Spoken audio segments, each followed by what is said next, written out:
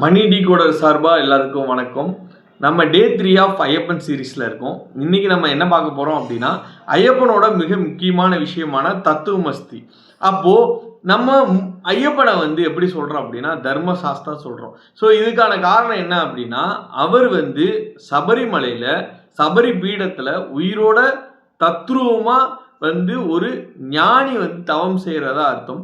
நீங்கள் மற்ற எல்லா கடவுளையும் பார்க்கலாம், ஆனால் ஐயப்பன் மட்டும் சின்ன திரையில் இருப்பார். அதாவது குருவுக்கு எல்லாம் குருநாதர், அவர் வழி நடத்துகிறாரு. அந்த வழியில் நம்ம எல்லாருமே பயணிச்சுக்கிட்டு இருக்கோம். இது மிகப்பெரிய அற்புதம் என்ன அப்படின்னா, நீங்கள் அவர்கிட்ட எந்த ஒரு விஷயம் கேட்கணும்னு அவசியம் கிடையாது.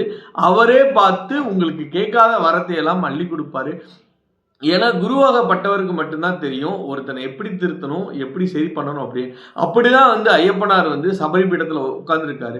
இந்த சபரிபீடம் வழிபாடு பார்த்தீங்கன்னா சரங்குத்திக்கு அடுத்த அப்பாச்சி மேடு, அதுக்கப்புறம் பார்த்தீங்கன்னா சபரிபீடம். இந்த 3 நிலைகளை கடந்து ஒருத்தன் போகும்போது என்ன ஆகும் அப்படின்னா, தன் நிலையை மறந்து தன்னிடம் இருக்கும் எல்லாவற்றையும் அகம்பாவத்தையும் ஆணவத்தையும் அழித்து தான் ஒண்ணுமே இல்லை ஐயப்பனுக்கு முன்னாடி அப்படின்ற ஒரு உன்னதமான ஒரு சொல்றது தான் பார்த்தீங்கன்னா தத்துவமஸ்தி. தத்துவமஸ்தியான தர்மசாஸ்தாவுடைய ஐயப்பனுடைய மாலைக்கு நீங்க அமைதியாகவும் சாந்தமாகவும் இந்த உலகத்துல இருக்கணும் அப்படின்றதான் இந்த ஐயப்பனார் சொல்றாரு.